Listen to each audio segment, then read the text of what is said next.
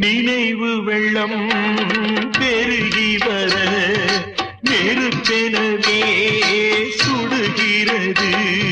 படுக்கை விரித்து போட்டே அதில் முள்ளாய் அவளின் நினைவு.